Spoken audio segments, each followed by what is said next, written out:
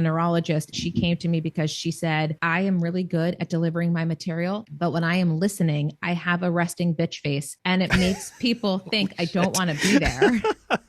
All right, everyone. On today's episode, we're going to talk about TV. We're going to talk about personality. We're going to talk about media presence. Specifically, I know everyone who's listening to this show has seen a doctor on TV, whether it's Sanjay Gupta or whoever is your favorite medical correspondent. How do they get on TV? How are they able to, pitch different news media outlets? Some people may be going around that and going on YouTube. We're going to talk about all of those different things today with Jessica Abo, who is a media trainer, keynote speaker, author. You got a lot of things that I got to read off on you, Jessica. You got 20 plus years of TV news experience. You've been helping entrepreneurs, celebrities, executives share their stories with the world. You've presented at Facebook, Microsoft, Delta Airlines, as well as the United Nations. Damn. You've been on the Today Show, Access Hollywood, Forbes, ABC News. Currently, you have a column you are writing for entrepreneur.com. And a little bit of a fun fact, y'all, is that she's been in movies. She's been in TV, notably the ones that I'm interested in. You've been in Spider-Man 2. You used to be on one of my favorite TV shows, but it's no longer. But it's one of my favorite TV shows back in the day, House of Cards. Awesome. As well as Nurse Jackie, which I need to get into. And you have this quote that I'm very much interested in, because I think some of the things that shock people who are not familiar with medicine and doctors is we have imposter syndrome ourselves. So it says sometimes you have to listen to your own voice, put imposter syndrome to the side, and just believe in yourself. Easier said than done. So that's why we have you here, so you can help us kind of demystify that. But Jessica, welcome to Docs Outside the Box. How you doing? I'm great, Dr. Nee. Thank you so much for having me. I'm so excited to be here. I am very excited to have you here. Originally, you are from Jersey, right? So I'm from Bethlehem, Pennsylvania, but my parents are from Jersey. So my mom is from Paris, France. She came to the States when she was 2, and she grew up in Fairlawn. And my dad was raised in Paterson. But we have lots of ties to New Jersey. So we love the Garden State.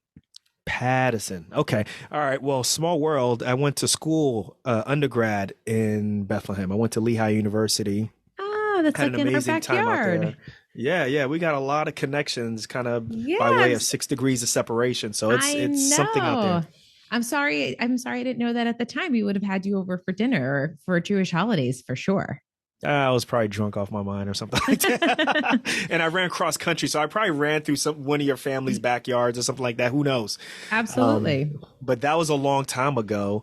And, listen, on this show, I think a lot of people are trying to do things outside the box. They're trying to be a little bit non-traditional. And one of the hardest things that when people write into us, they ask us about how do I get on TV, or how do I become a medical consultant? And we oftentimes don't have that answer. It seems for the most part that it's like magic, like, these people get on TV, or there's some type of audition that occurs and nobody else knows about it. And then this person is anointed the medical consultant for this TV station, and it never changes for 20 years. So today you're going to help us demystify that. But let's first learn a little bit about you. So apparently you were supposed to go into medicine, but decided to go into TV news. My dad was the chief of surgery for many years. He worked at the same hospital and in private practice for 40 years. And growing up, he loved 2 things. He loved medicine and he loved the news. So when he wasn't at the hospital and we were eating dinner, Tom Brokaw was, the 5th member of our family doing the news behind us. So my sister went into medicine. News. NBC News. So my sister went into medicine and I ended up going into television. Okay. I see. So how does, in general, now that you've been in TV, you've been in media for 20 plus years, in general, how does the media look at doctors? What's that relationship like? Is that a positive relationship? Is it a negative? Talk to us about that. Oh, I mean, we couldn't do what we do without talking with a doctor when we're doing a medical story, because we're not the people who know the ins and outs of every issue and every symptom and every treatment available. So let's say the president is going through some sort of medical episode.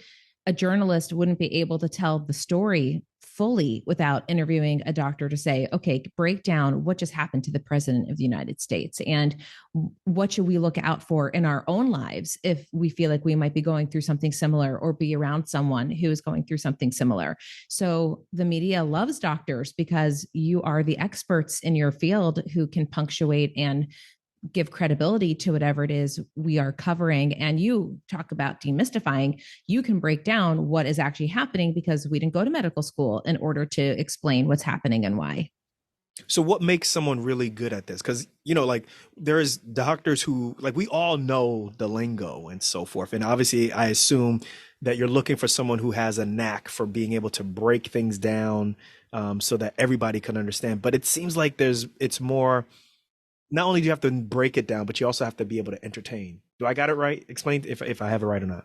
Yeah, I mean, I think for the most part, you want to read the room. So if you're doing a story at a 5K run walk and you are the medical expert and you're going to be explaining what the cause is that people are running and walking for, yeah, you can be in your polo shirt and your shorts and, maybe the reporter's even walking alongside you and doing the interview with you. So, you want to have a little fun there and be a little bit more lighthearted and casual. Sure, that works.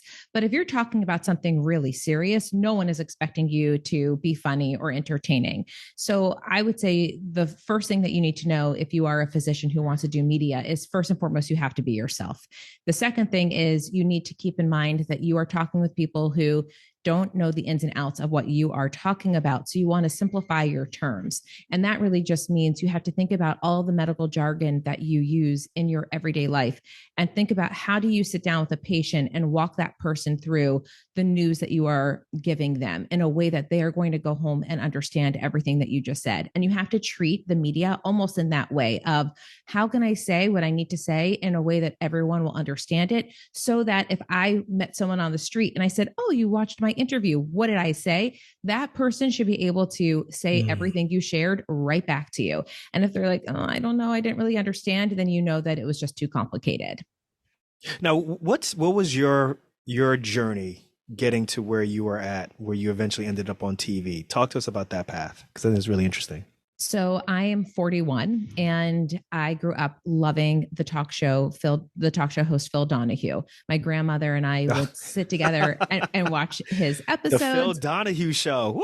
Yeah. I mean, I feel like I'm in good company, Dr. Nee, because most of the time when I do big events these days, I am talking in a room where everyone's like, Phil who? And I'm like, oh my God, just ask your parents or just ask your grandparents.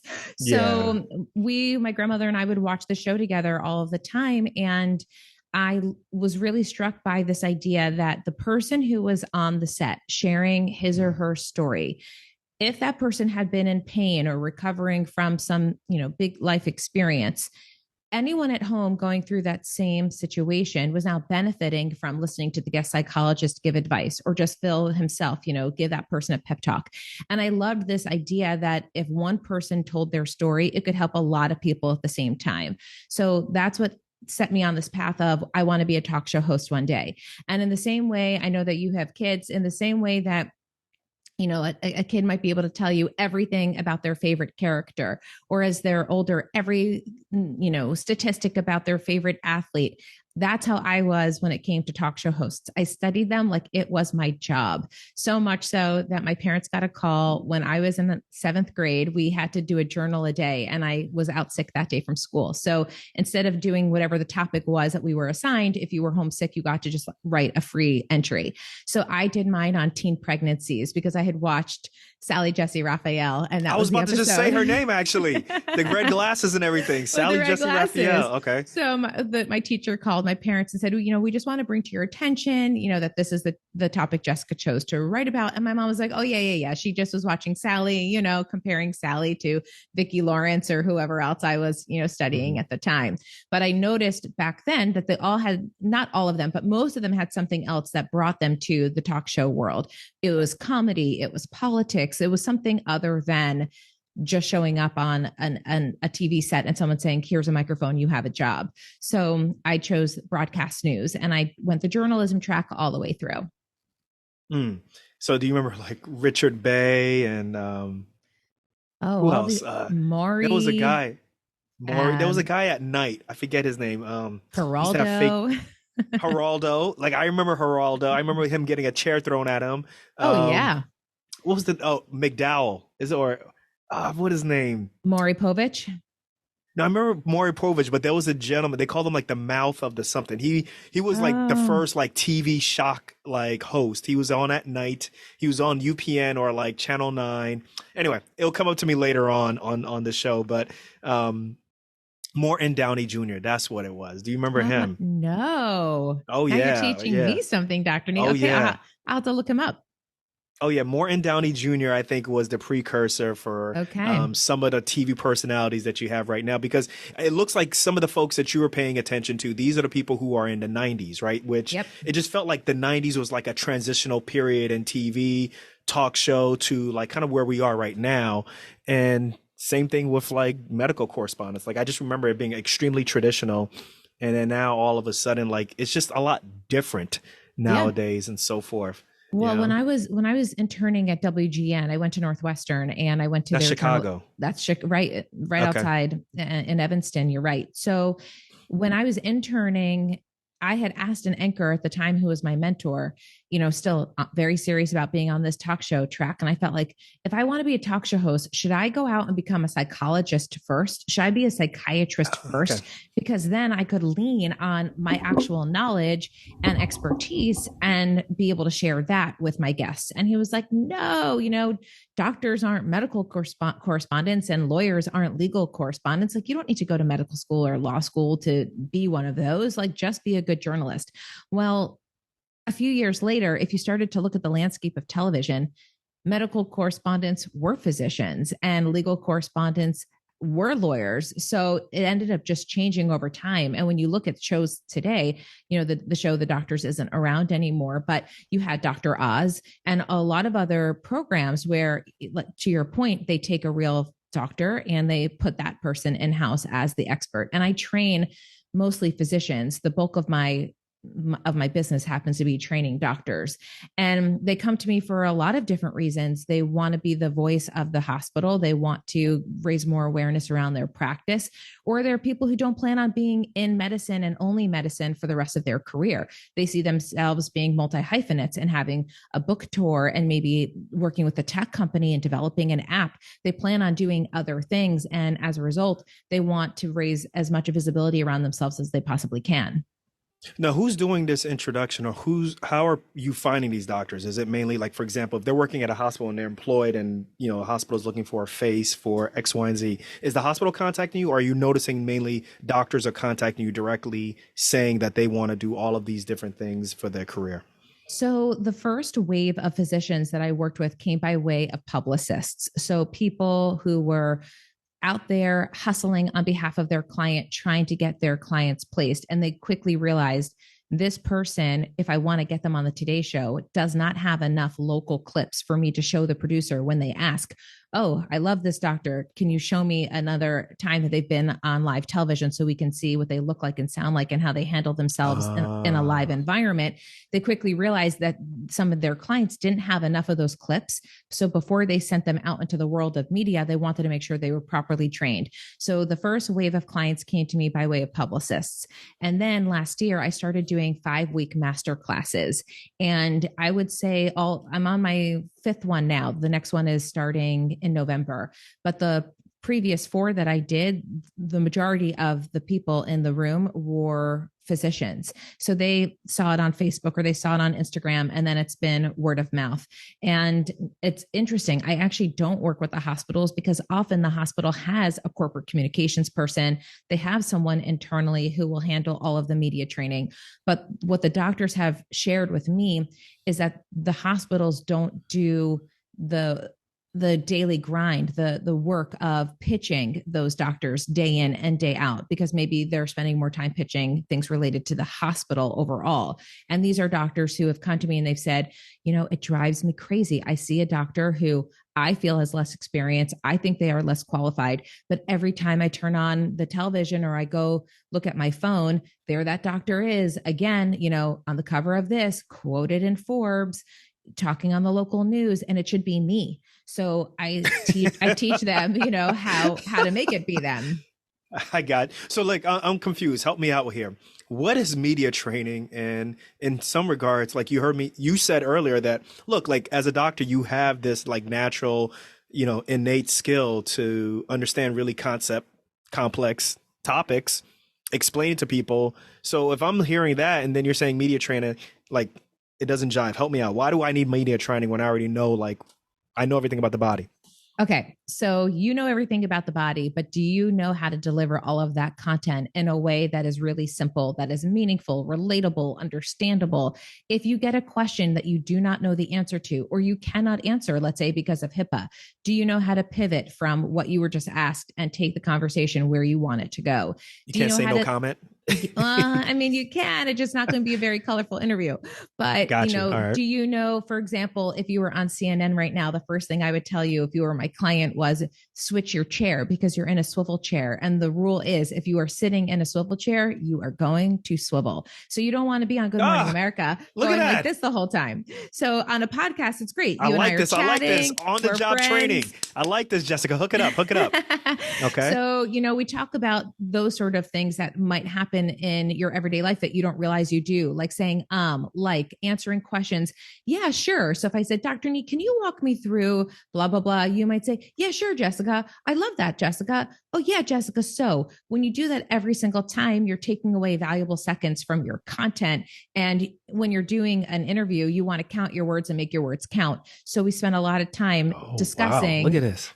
how to take your big idea and boil it down so you actually answer the person's question. You do it in a really clear and concise way. You take the interview where you want it to go. You get those talking points that you were really passionate about sharing woven into the interview in a really organic and authentic way. And then last but not least, you do what you came to accomplish, which is move the story forward. So you don't miss opportunities like when the reporter says to you at the end, okay, so Dr. Nee, is there anything else you want to share that I didn't ask you? You don't make the mistake of saying, no, we're good. We covered everything. You have something in your back pocket to say, yeah, of course. I want to share blah, blah, blah. Our pop up to get your heart checked is going to be at the mall on Sunday from 3 until 5 and whatever it might be. You just through a lot of us, but that's good. I also, that's good. So while we're on this, I'll also add doctors often have to do interviews from the hospital or from their office. And that usually means one of two things. One, it's very plain, in terms of what the walls will look like and what the environment will look like. And it's very bad lighting because often you're dealing with overhead fluorescent lighting. So in order to look good and sound good, grade us. Jessica, grade us. No, you're grade an A plus plus plus plus plus plus. Like this shot is so beautiful. You have color, you have depth, you've good lighting. But in an office space, like in a hospital or in a medical, clinic, let's say, you're going to want to bring in maybe a plant or some of your books or some flowers to just liven up the room. And then if you're sitting in front of a white wall and you're in a white doctor coat, now it's just like a very harsh, like shot that we need to warm up a little bit. So we talk about things like that. So you can feel really camera confident and nail every interview every time. How long does media training take? Depends on how much experience you have. So the most popular package that I have with people is a 5-hour package. So we start with a media intake that gives me an opportunity to get to know you. It gives you an opportunity to get to know my style. It breaks the ice a little bit. It's kind of like therapy meets media because a lot of people tend to, really think about the things that led them to where they are and maybe contribute to their imposter syndrome or contribute to their stage fright. So the intake really lets us, get into the weeds a bit. And then we start to break down what are the talking points that are important at this time versus might be important 3, 6, 9, 12 months from now.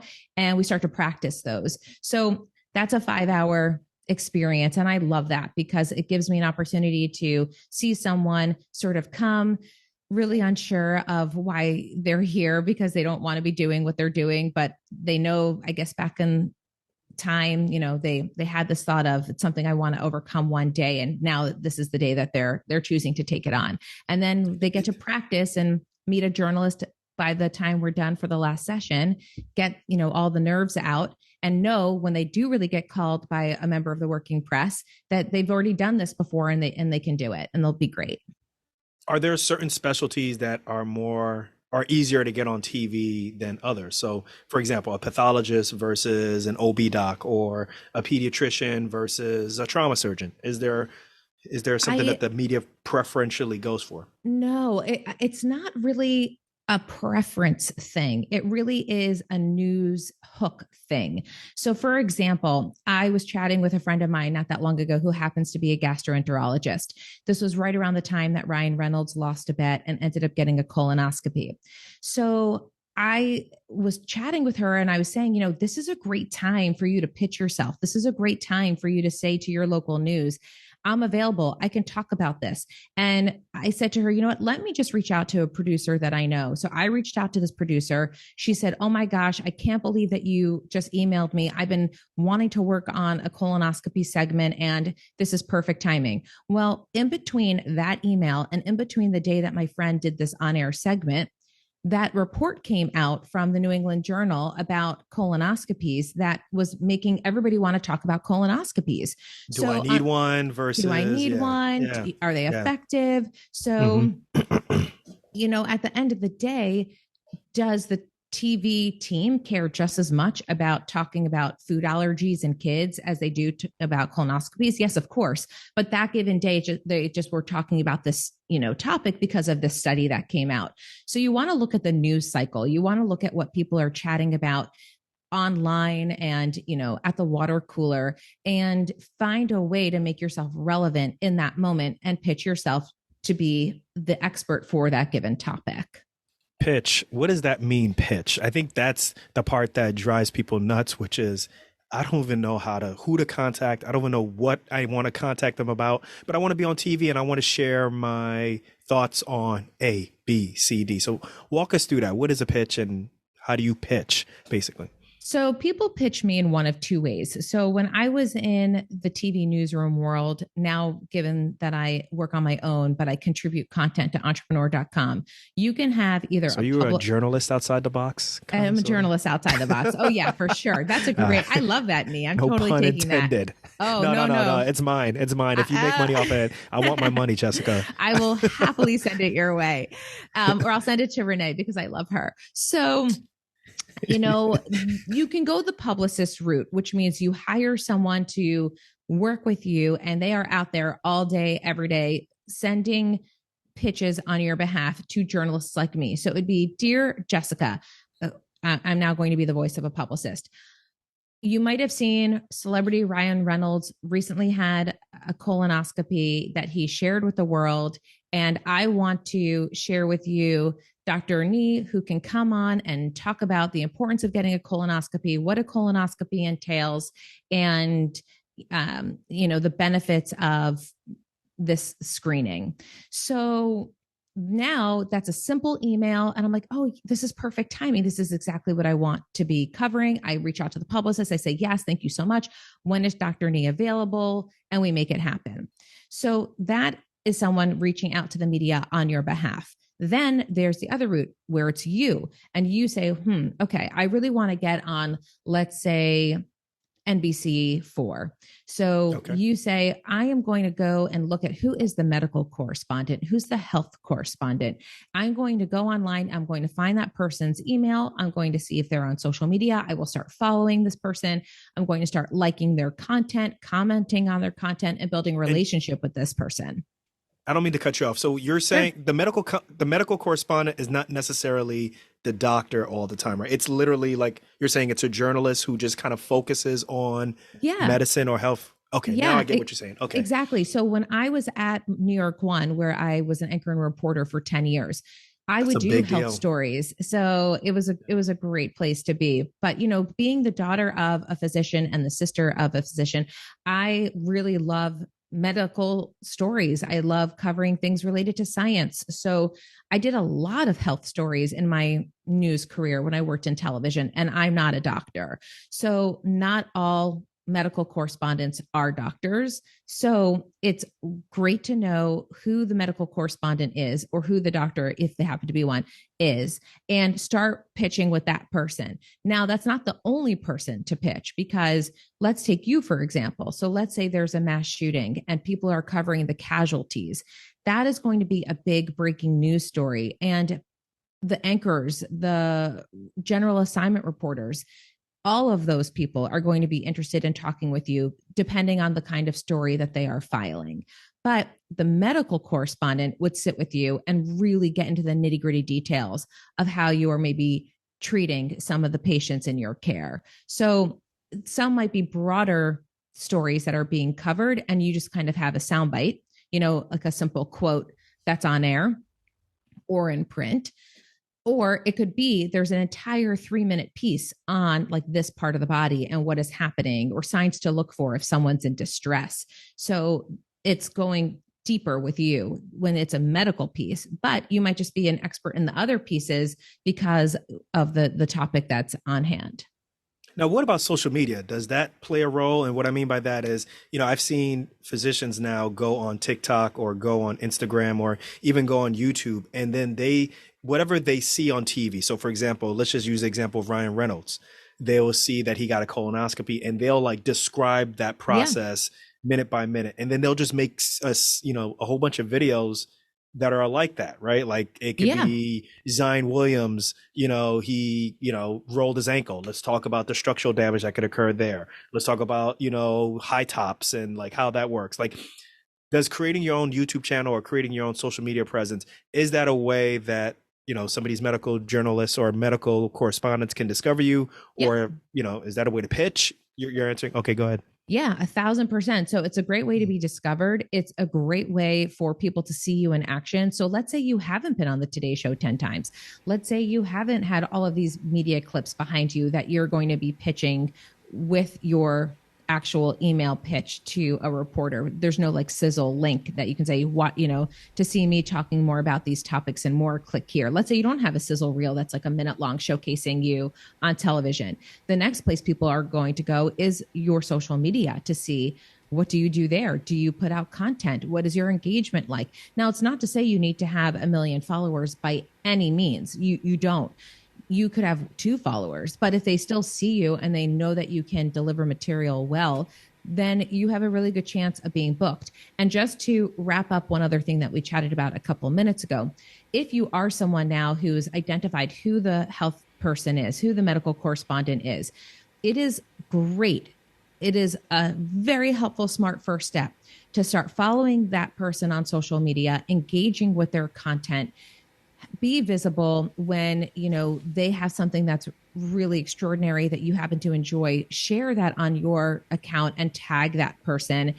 Start to be a little bit visible in that person's world. And then when it comes time to pitch, that person's going to know who you are. People do that to me all the time. I'm very well aware of the fact when people pitch me for my entrepreneur pieces, who has watched my videos and read my articles and who has not.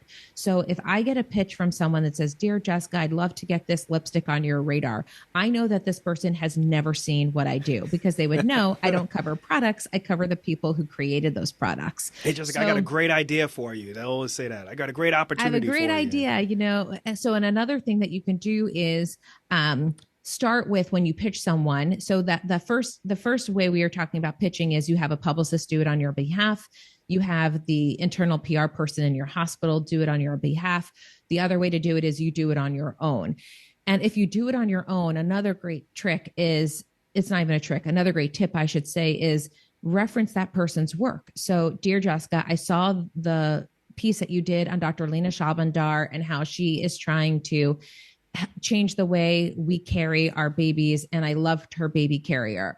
I just wanted to tell you that I recently created this product to help children with XYZ. So if you are looking for more med tech stories, I just wanted to, make you aware of my product. Here's a link to the product. Happy to discuss this further."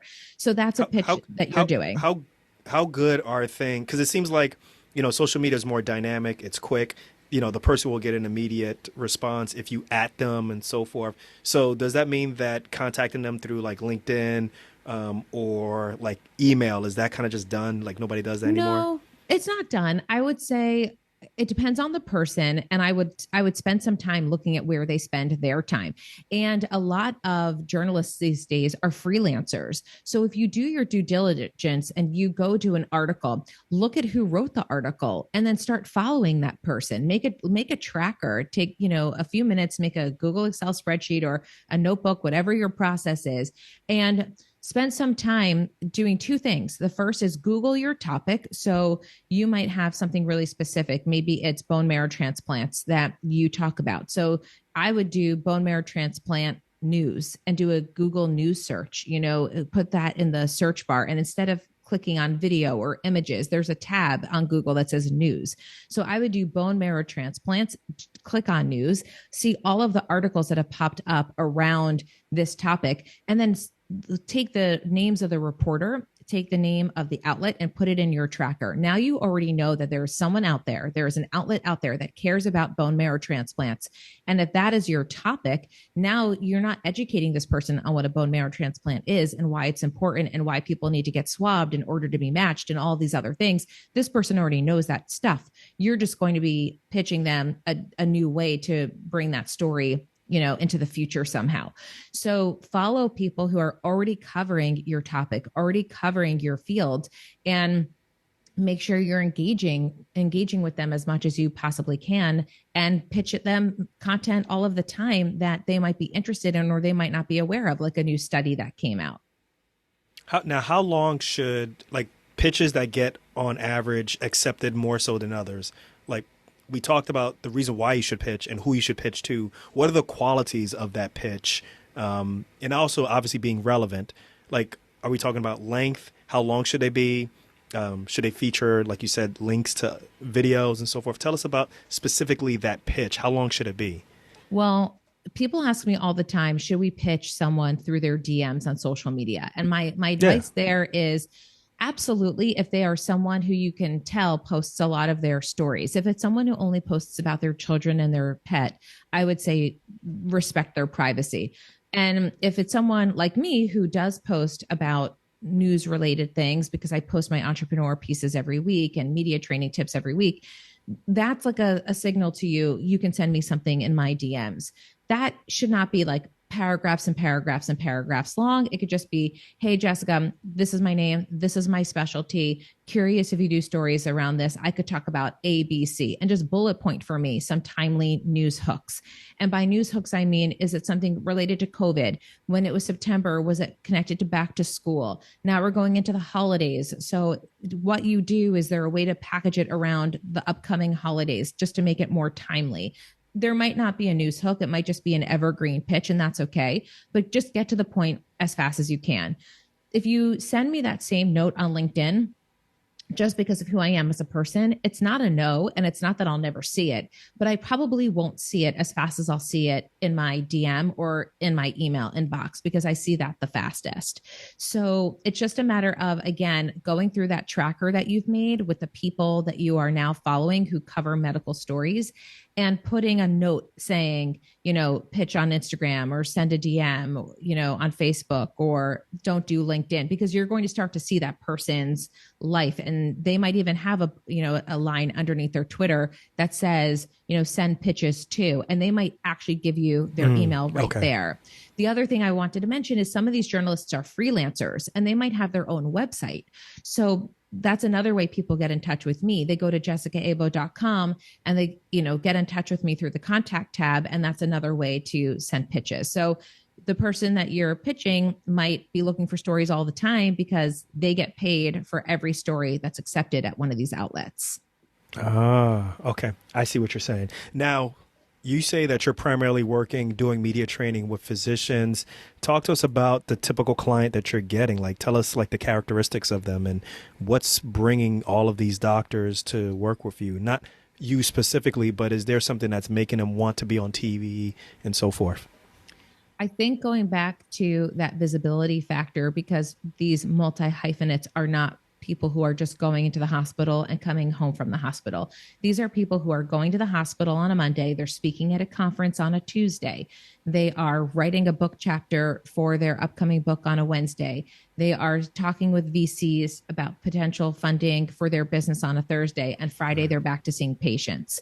So these are people who are doing so many things, and they know in order to get that TED Talk or to be considered for a role on a morning show as a medical correspondent, or because they work at a hospital and they're looking to go work at another institution, they need to be beefing up their media presence and their portfolio.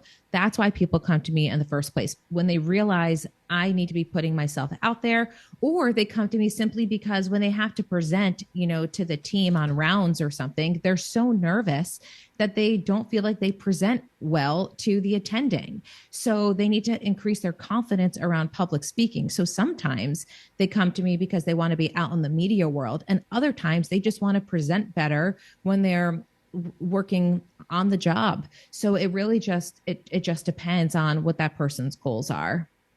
So let's talk about some of your success stories. Like, let's talk about, try to find someone who is like really raw and someone who is like amazing right now.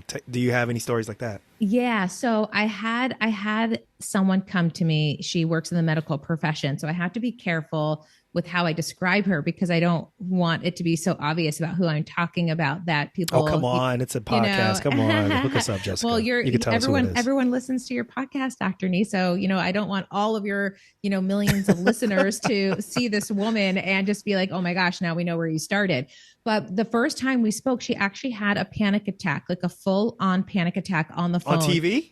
Just on the phone with me, telling me, oh, wow. Okay. Just the thought of having to put herself out there in the media got her so upset and overwhelmed that we had to work through that episode and wait until she was at a point where we could continue the conversation. And again, like, I'm not a doctor, so I don't know the tools in that moment of how to help someone through that, other than to just be a human being and be, there to like be comforting and hold the space for her. But we went from that panic attack on the phone to practicing week after week, getting to a point where she could talk comfortably about her book, which was an incredible book, by the way, and is going to help so many people, to the point that we ended at, which is I introduced her to a bunch of publicists, and she chose one that she liked, because I'm not a publicist. I can help people, in a short amount of time, get a lot of press hits, and then happily introduce them to people who will do that for them all day, every day for,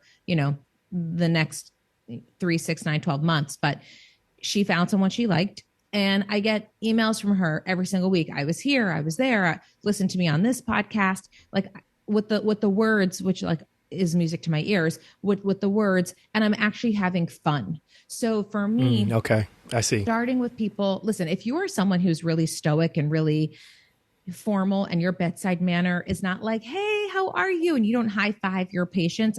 That is not why you come to me. I'm not turning you into that person, because I don't want to turn you into that person. I'm glad you clarified that. Okay. I'm not going to change you into someone that you're not. Like, I don't know who you believe in, but like, I am just, as an you're not human, a miracle worker. I'm not a miracle worker. I'm as human as they come. My goal is to not transform you completely. My goal is to help you get better at something that you haven't had experience doing yet. And the bonus is, by the time we're done, you might actually enjoy doing it and want to do it more. At bare minimum, we'll get you to a place that you feel comfortable doing it, so that when you need to do it, or your boss asks you to do it, you don't turn down opportunities because you're standing in your own way. So a lot of but if you think about some of the best folks out there, the most visible docs out there who are on TV, they're not the ones who are giving high fives. They're not the ones who are, like Patch Adams, so to speak, very visible and so forth. They're just really good at giving great information in a succinct manner, and they're everywhere, right? Like, so that's a good point. Another client who came to me, is a neurologist, and she came to me because she said, I just want to work with you because I am really good at delivering my material. I can make my talking points really simple. But when I am listening, I have a resting bitch face, and it makes people think I don't want to be there. So I said, okay, this was on a phone call. And then we had a Zoom. Jessica. Well, you know what? But we did. We did. I didn't do anything other than help warm her up a little bit because we identified what was happening. She is so incredible at what she does. And she is thinking so intently on every word someone is sharing that it would just come across on her face. So we just had to have her think about other things when she was delivering material a little bit. So she would remember like there really was a human being on the other end of these conversations. Also, you know, thinking about the media, it's not only one human being on the other end of your conversation, you know, if you're doing a virtual interview and the person's in the studio, but millions of people are watching that segment when they go home and, you know, pick up their phone and press play. So you have to be thinking about, you know, who you're talking to and what kind of feelings the person might be having around what you're saying to them, the news that you're delivering to them, and hold all of that at the same time, not just, you know, be sifting through all the medical knowledge that you have from all of those years that you spent in school and from all of the years that you've been spending on the job. Okay, so I think we clarify that media training is a really great way to make sure that if you want to get into news, if you want to get on TV, that you're not really spinning your wheels in terms of, you know, making mistakes on TV and wasting time. But also at the same time, you're learning how to pitch different news outlets in a really, I'd say, efficient manner and so forth. So when folks are working with you in media training, this is all live or is this virtual? How does all that work? So I've started a few different things. And I also just want to add, if someone hires a media trainer, they might not learn how to pitch with that media trainer. I just Understood. make that Okay. a part of my media training for people who want to pitch themselves or for people who are looking for a publicist. The reason why Okay, I so like it's to separate. yeah, it's separate, but Okay. I combined it because let's say you do want to hire a publicist, but you've never talked with a publicist in your life. The reason why I want to educate you on how publicists work and what their job entails is I want you to pick the right publicist for you, because you might be at family dinner and someone might say, "Oh my gosh, I know a publicist. I went to high school with this person. Let me put you in touch." And you're like, "Great. I had chatted with them on the phone for 5 minutes. They are lovely. And we're going to like make magic happen." Well, if that publicist works in fashion, that's great. Unless you are a doctor who has come out with a new line of scrubs or some sort of like health tech meets fashion tech thing, that is not the right publicist for you. You're going to want someone who has placed other doctors and has contacts at hospitals and contacts at newsrooms and all of the things. So you want to pick the right publicist. So that's why I bring in PR into my media training for those who want it, because oftentimes these are people who not only want to look good and sound good on TV, they want to be getting more gigs. So going back to your other question of how people work with me, I started doing all of this as one-on-one training. And I quickly learned that some people really like learning in a group. So I started this 5-week masterclass. All of those classes are in person with one private one-on-one class that you can ask me anything you want to ask me, given what we've covered so far. Or, you know, people use that private session in all different ways. Some of them want it to be all PR. Some people want to outline a keynote. Some people are receiving an award or a grant for research, and they want to be able to, you know, craft some talking points around presenting that information. So that's the master class. My next one is in November. I cap it at 6 students. We talk about how the media works. We talk about sound bites, how to pivot. Oh, so we it's practice. a small group. Very small, because I want everyone to get a lot of one-on-one attention and be ready for mock interview day, which is the last class at the end of the 5 weeks. A working journalist comes in, we do mock interviews, and now everyone can, you know, breathe a sigh of relief that they can do it should they be called by their local news or CNN tomorrow. And then I have an online course that's called Go From Camera Shy to Camera Ready. And those are for the people out there who like to learn at their own pace, whether that be at 2 a.m. or 2 p.m. And all of the modules there come with worksheets and activities and a bunch of different prompts to help you learn all of this material. Okay. So listen, if someone wants to work with you, and guys, we're going to put this in the show notes, how do they get in contact with you and go from there? Well, the first thing that you can do is go to my website, which is jessicaabo.com. Abo is ABO, like all 3 blood types. So that's easy to remember. Damn, look at that. Okay, not bad for a journalist. Okay, all right. Thank you. So yeah, jessicaabo.com. And you can download my free guide called Get Pressed with Jess. Once you download that guide, that has all of my tips and tricks around the media and how to pitch and get placed. Then if you want to work with me one-on-one, you can also book a call through my website, and you can email me, which is jess@jessicaabo.com. JESS at Jessica, JESSICAABO.com. And you can buy my online course through my website as well. Right at the top, it says buy my course. So you can get in touch with me via email. I'm on Instagram the most, which is Jessica Abo TV. Also LinkedIn, Jessica Abo. Twitter, I don't bother. So don't waste your time. DMs. Yeah.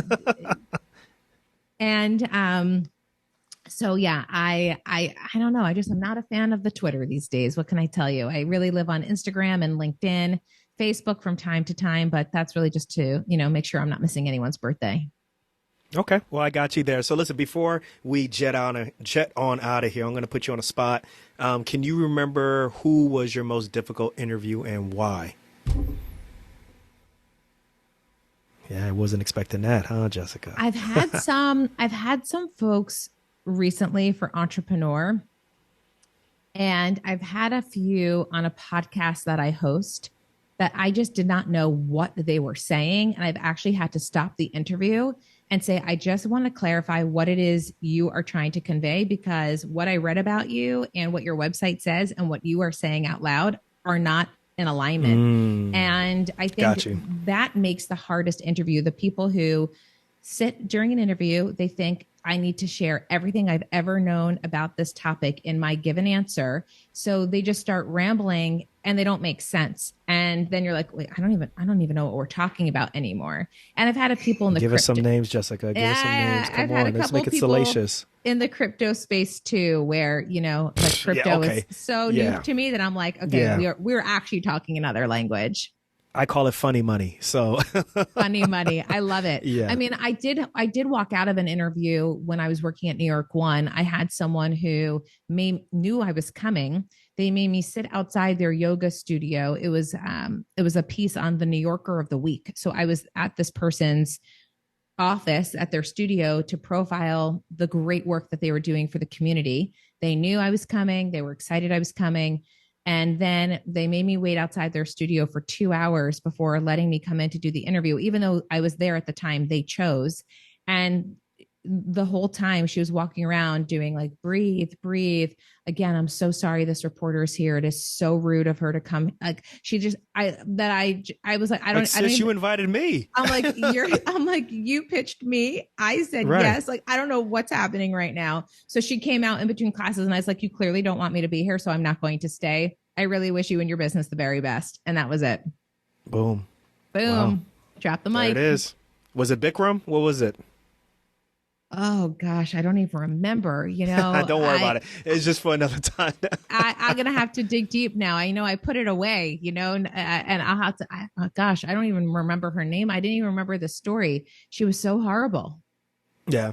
Well, listen, folks, what she's saying basically is we got to learn how to be a little bit more succinct when we're pitching or making our pitches. And we have a lot to share. It's just that sometimes we may need a little training to make us a little bit better. So Jessica Abo, thank you very much for coming on Docs Outside the Box. Listen, everyone, everything that she mentioned in terms of how to get in contact with her or how to work with her, that stuff's going to be in the show notes. So make sure you check it out below. And thank you again for coming on Docs Outside the Box. Maybe we'll have you come on because I know people are going to ask questions. Maybe we'll do a Q&A period or a session in the future. Yeah, I'd love that. People can feel free to pitch me. I'm happy to get feedback on the spot and, always happy to take pitches for entrepreneurs. So be in touch. All right, we will. Thanks, Dr. Nee.